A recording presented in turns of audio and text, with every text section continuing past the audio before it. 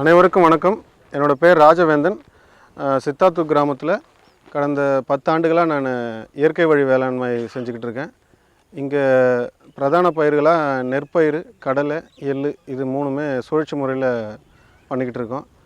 இப்போ இந்த பட்டம் சம்பாவில், இது பின் சம்பாவில் நான் தங்கச்சம்பா 1 ஏக்கராலையும் கருப்பு கவுனி 1 ஏக்கராலையும் நடவு செஞ்சு 3 நாள் ஆகுது. இது ஒரு ஒற்றை நாற்று, சாதாரண நடவு, கயிறு நடவு எதுவும் இல்லாமல் சாதாரண நடவாக நட்டு 3 நாள் ஆகுது. நான் ஆரம்பத்திலேருந்துமே மரபு பயிர்கள் தான், மரபு ரக பயிர்கள், அதாவது நாட்டு ரக பயிர்கள் மட்டுமே பயிரிட்டு வந்துட்டுருக்கோம். இதில் எனக்கு என்னென்ன நன்மைகள் அப்படின்னா, பூச்சி தாக்குதல் எனக்கு இது வரைக்கும் வந்ததில்லை. ஆரம்ப காலங்களில் அந்த ஈல்டுன்னு சொல்லுவாங்க, எனக்கு குறைவாக வந்துட்டு இருந்தது. இப்போ ஓரளவுக்கு ஒரு நல்ல இதுலேருந்து ஈல்டு எனக்கு வந்துக்கிட்டு இருக்குது. இடுபொருட்களாக வந்து நான் அமுத கரைசல், மீன் அமிலம், பஞ்சகவ்யம் இது 3ஐயும் நாங்கள் சுழற்சி முறையில் பயிருக்கு தெளிப்பு முறையில் தெளிச்சிட்டு வரோம். அமுத கரைசல் நீர்வழி ஊட்டமாக கொடுப்போம். மீன் அமிலமும் பஞ்சகவ்யாவும் தெளிப்பு முறையில் நாங்கள் இது தொடர்ந்து பண்ணிக்கிட்டு வரோம்.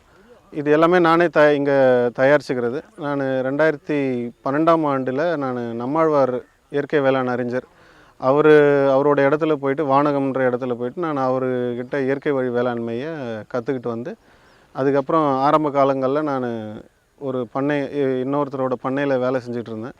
அதில் ஏற்பட்ட சில கசப்பான அனுபவங்களால் இதுக்கப்புறம் நம்ம அந்த மாதிரி செய்ய வேண்டாம் அப்படின்னு சொல்லிட்டு எங்கேயாச்சும் குத்தகை எடுத்து செய்யலாம் அப்படின்ட்டு இங்கே இந்த ஊரில் ஆசிரியர் நமக்கு தெரிஞ்சவர், அவர்கிட்ட போய் கேட்டோம். நாங்கள் நண்பர்கள் 3 பேர் நாங்கள் சேர்ந்து செஞ்சிட்டு இருந்தோம். அவர்கிட்ட போய் கேட்டதுக்கு அவர் அதுக்கு சரின்னு சொன்னார். அவருக்கும் அதில் ஒரு ஈடுபாடு இருந்ததால் நாங்களும் இந்த உணவை நாங்கள் சாப்பிட்றோம் அப்படின்னு சொல்லிவிட்டு அவர் எங்களுக்கு இந்த நிலத்தை கொடுத்தாரு. அதுலேருந்து கிட்டத்தட்ட இது 10வது ஆண்டு இது நாங்கள் இங்கே இயற்கை வழி வேளாண்மை செஞ்சுக்கிட்டு வரோம். நிலம் எனக்கு இந்த குத்தகை நிலம் வந்து 2 பகுதியாக இருக்குது. கிணறு பகுதியில் ஒரு பகுதி நிலமும், இது மேலே ஒரு 2 ஏக்கராவும் இருக்குது. கிணத்துலேருந்து தண்ணி இங்கே மோட்ரு போட்டோம்னா இங்கே தண்ணி வந்துடும். இந்த இடத்துல ஒரு போகம் நெல் வைப்போம், 2வது போகம் கடலை இல்லாச்சி எள் இது ஏதாச்சும் வைப்போம். ஒரு போகம் நீண்ட தண்ணி நிறைய தேவைப்படுற ஒரு பயிர், அதுக்கு அடுத்த போகத்தில் தண்ணி குறைவாக எடுத்துக்கிற ஒரு பயிர் அப்படின்ற சுழற்சி முறையில் பண்ணுவோம். பயிருக்கு முன்னாடி தக்கப்பூண்டு, சணப்பு போன்ற மண்ணை வளப்படுத்தக்கூடிய பயிர்களை மடக்கி உழுது, விதைச்சி மடக்கி உழுது அதிலிருந்து பயிர் நடவு செஞ்சு பாதுகாக்கிறது. இன்னொன்று குப்பை எரு வாங்கி அதை நிலத்தில் போட்டு அது மூலிமா பண்ணிகிட்ருக்கேன். இந்த 2 முறையை நான் பண்ணிகிட்ருக்கேன். 2த்துலேயுமே ஒரே மாதிரியான செலவு தான். குப்பைனா நான் அதுக்கு வண்டி வாடகை, குப்பைக்கான காசு, ஆள் கூலி இதெல்லாம் பண்ணணும். அதே அளவு கூலி தான் எனக்கு நான் தக்கப்பூண்டு, சணப்பு, அவுரி இது போன்ற விதைகள் வாங்கிட்டு வந்து பயிர் வளர்ச்சி ஊக்கி, நைட்ரஜன் சத்துள்ள பயிர் வளர்ச்சி ஊக்கி அதை எடுத்துகிட்டு வந்து இதில் நிலத்தில் விதைச்சி அதுக்கான டிராக்டர் கூலி இதெல்லாம் கணக்கு பண்ணோம் அப்படின்னா 2மே சரியான ஒரு சரிசமமான அளவு செலவு தான் எனக்கு வருது.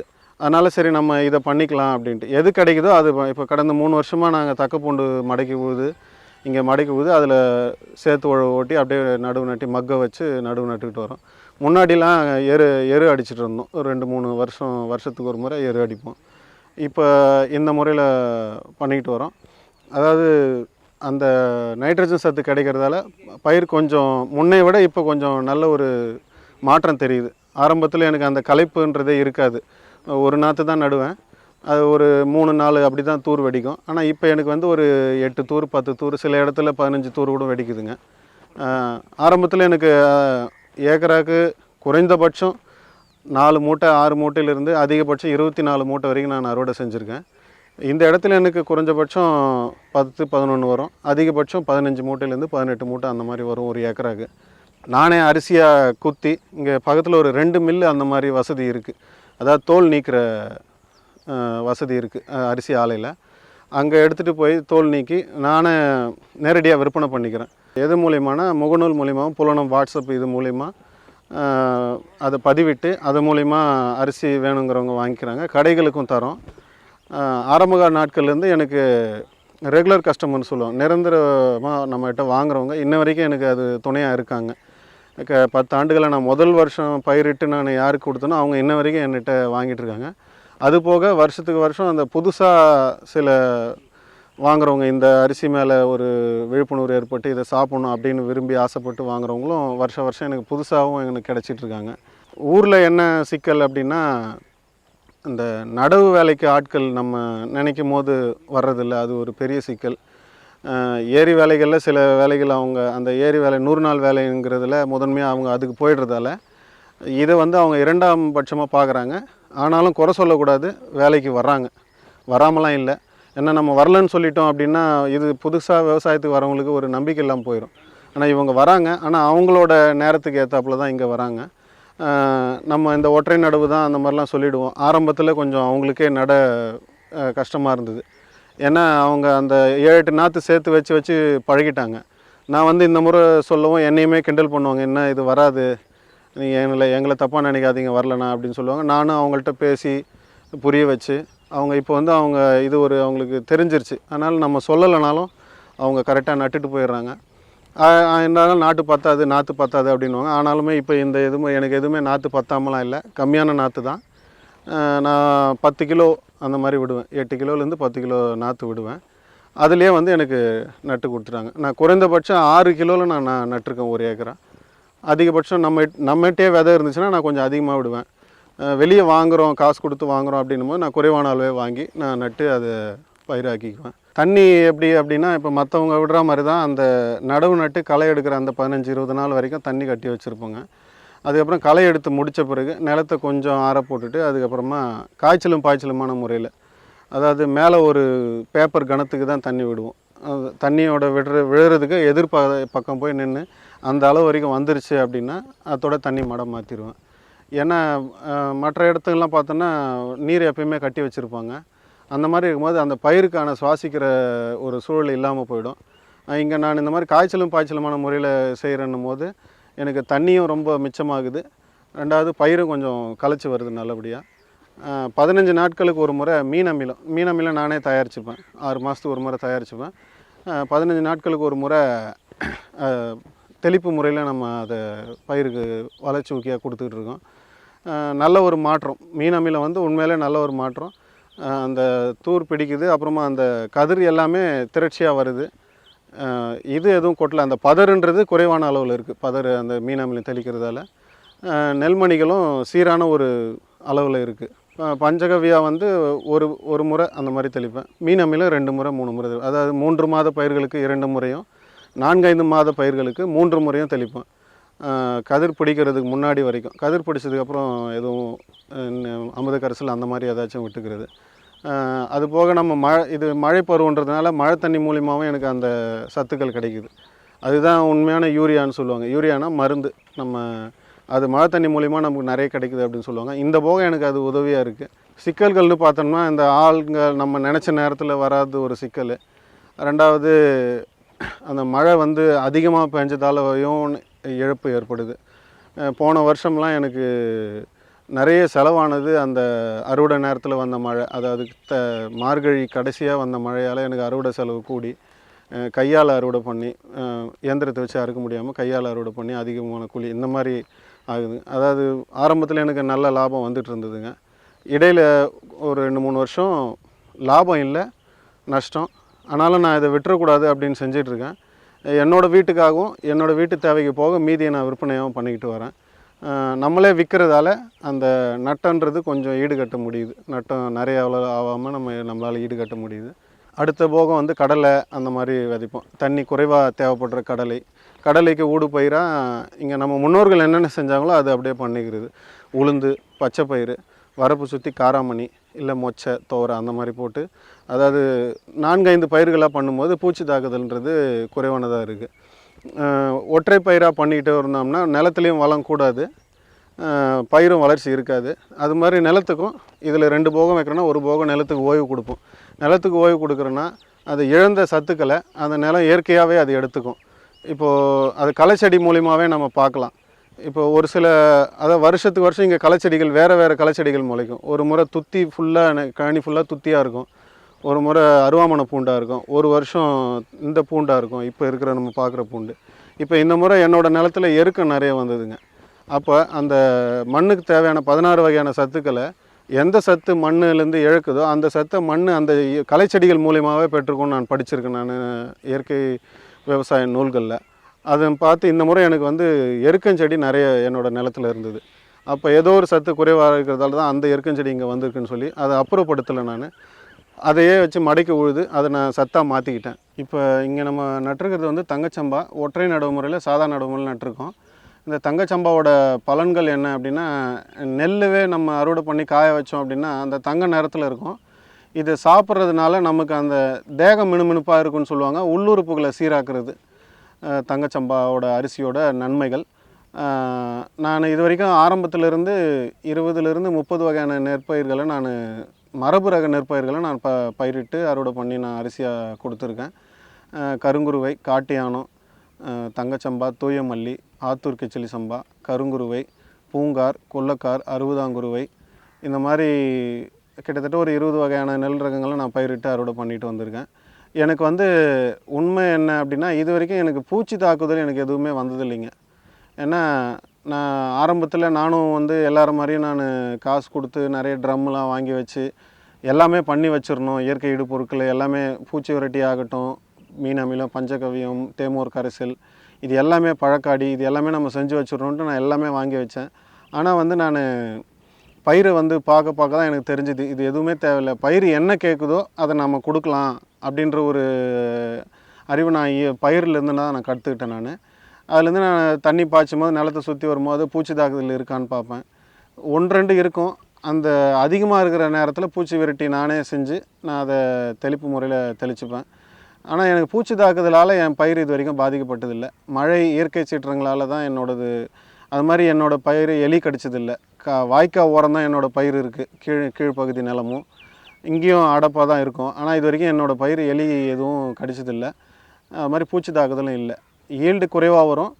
நான் வேலைகளை செய்யாமல் இருந்ததுனாலையா அது இருக்கலான்னு என்னோடய எண்ணம். பொருளாதார ரீதியாகவும் நான் கொஞ்சம் கம்மி அப்படின்றதுனால என்னால் என்ன முடியுமோ அதை நான் பண்ணிக்கிட்டு வருவேன். மற்ற நிலங்கள்லாம் ஆண்டுக்கு ஒரு முறை அவங்க குப்பை ஏறு அடிப்பாங்க, அந்த மாதிரி பண்ணுவாங்க. நம்மளால் நான் இது வரைக்கும் 8 வருஷத்தில் 10 வருஷத்தில் ஒரு 3 முறை குப்பை ஏறு அடிச்சிருக்கேன்.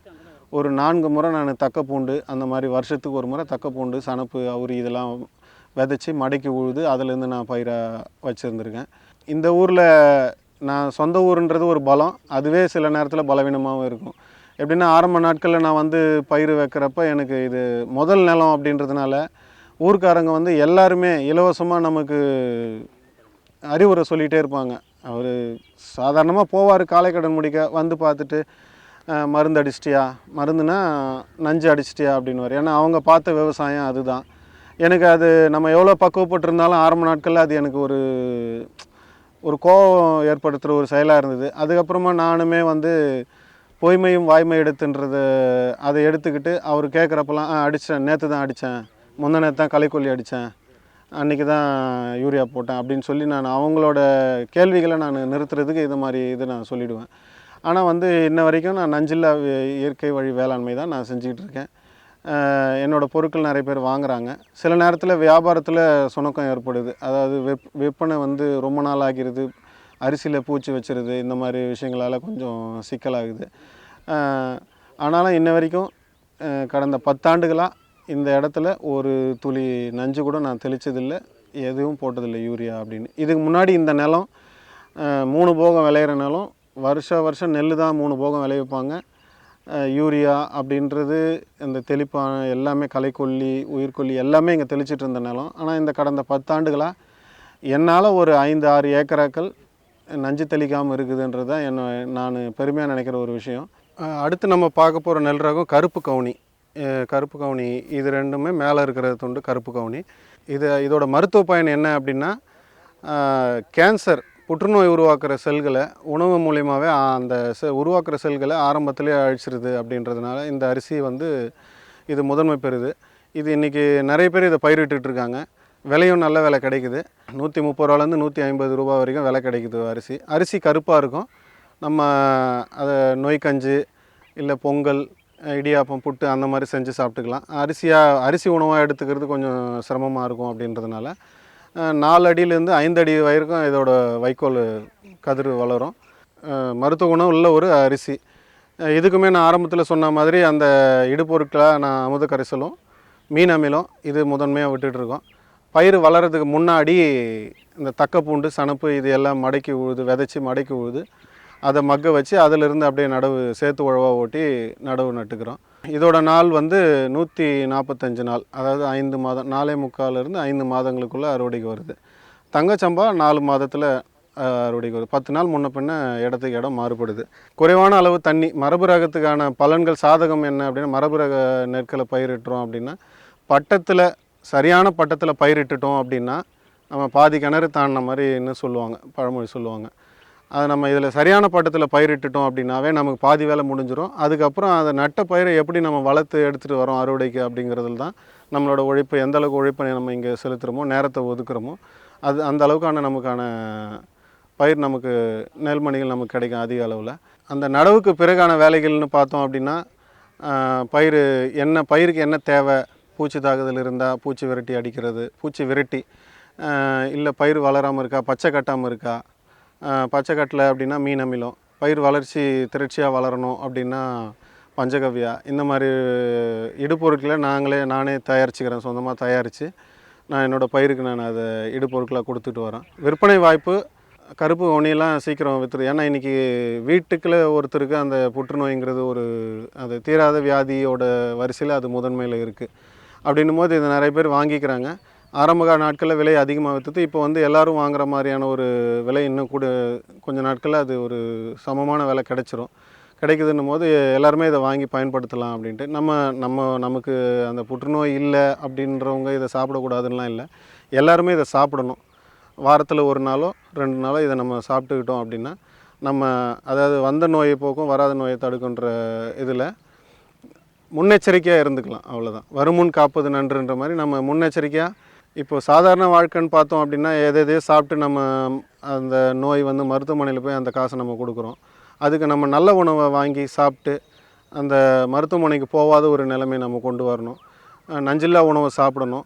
இந்த மாதிரி மரபு ரக பயிர்களை மட்டுமே வச்சா நல்லது. ஏன்னா சில பேர் இயற்கை விவசாயத்துலேயுமே வந்து சாதாரண பயிரை வைக்கிறாங்க, அதை நம்பர் பயிர், லேபில் உருவாக்கின நம்பர் பயிரை வைக்கிறாங்க. அதுக்கு வந்து பூச்சி தாக்குதல் எல்லாமே இருக்கும், தண்ணி நிறைய தேவைப்படும். ஆனால் மரபு ரக பயிர்களை பொறுத்த வரைக்கும் நீர் நிறைய தேவைப்படாது, வறட்சிலையும் தாங்கி வளரக்கூடியது, வெள்ளத்தை தாங்கி வளரக்கூடியது. பயிர் வந்து சாஞ்சதில்லை என்னோடது. அதாவது அறுவடைக்கு பிறகு அதாவது அந்த கதிர் முத்தின ஸ்டேஜில் மழை வந்தது அப்படின்ற பட்சத்தில் பெரிய மழை வந்து அப்படி தான் சாஞ்சிருக்கு, இல்லை பெருமழை வந்து எனக்கு சாஞ்சிருக்கு. அந்த மாதிரி மற்ற நேரத்தில் பயிர் சாஞ்சதில்லை. என்ன தண்டு கொண்டு நல்லா திடமான ஒரு இதில் இருக்குது இயற்கையாகவே, அதனால் சாஞ்சதில்லை. மற்ற பயிர்களுக்கு கூட நம்ம இதை வச்சு பார்த்தோம் அப்படின்னா எனக்கு அந்த சாயறது அந்த மாதிரி இழப்பு குறைவு. அறுவடையும் போது இங்கே வந்து இயந்திர அறுவடை தான்.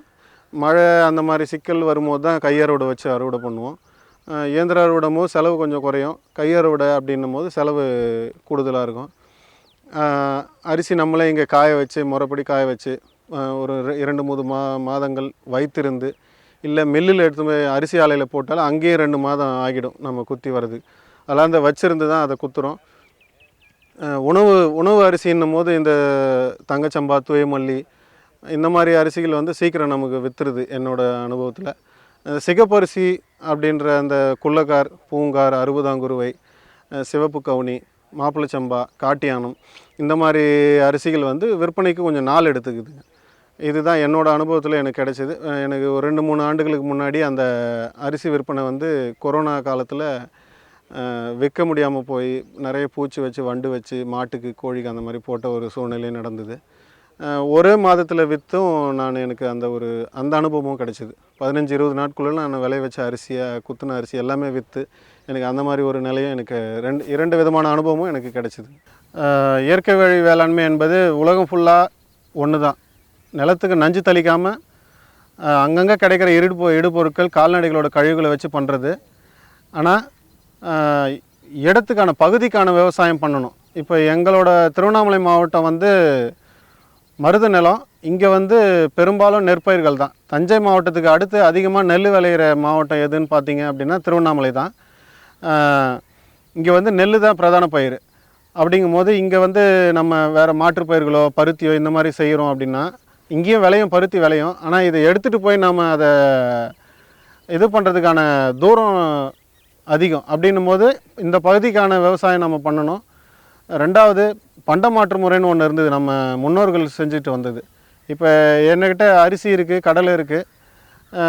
என்னோடய நண்பர் ஒருத்தர்கிட்ட, அவர்கிட்ட தோரை இந்த மாதிரி விடயங்கள், அவர் பகுதியில் விளையிற ஒரு உணவுப் பொருள் இருக்கும். அப்படிங்கும்போது நாங்கள் பேசிக்கிட்டு, நான் அரிசி கொடுக்குறேன், நீங்கள் எனக்கு பருப்பு கொடுங்க, நான் எண்ணெய் கொடுக்குறேன், நீங்கள் எனக்கு வேறு பொருள் கொடுங்க அப்படின்னு நம்ம பண்டமாற்று பண்ணிக்கிட்டோம் அப்படின்னா நமக்கு அந்த பணம்ன்ற ஒரு விடயம் நமக்கு இல்லாமல் இருக்கும். ஏன்னா இன்றைக்கி பணம் தான் எல்லாத்தையும் நிர்ணயிக்குது. நம்ம அந்த விஷயம் நம்ம இல்லாமல் பண்ணிக்கலாம். பண்டமாற்று முறையை மீண்டும் கொண்டு வரணும். இப்போ நான் விற்பனை பண்ணுறதுலேயே எனக்கு ஒரு சில நண்பர்கள் அந்த மாதிரி கிடச்சிருக்காங்க. அவர்கிட்ட விளையிற அரிசி நான் வாங்கிப்பேன், என்னோடய அரிசி அவர் எடுத்துப்பார். ஏன்னா எல்லா அரிசியும் சாப்பிட்டு பார்க்கணுன்ற ஒரு ஆசை, எல்லா நெல்லையும் எல்லா மரபுரக நெற்களையும் விளைவிச்சு பார்க்கணுன்ற ஒரு ஆசை இருக்கும். அப்படின்னும் போது இந்த மாதிரி பண்டமாற்று முறை வந்து நமக்கு மீண்டும் பழையபடி வரணும்.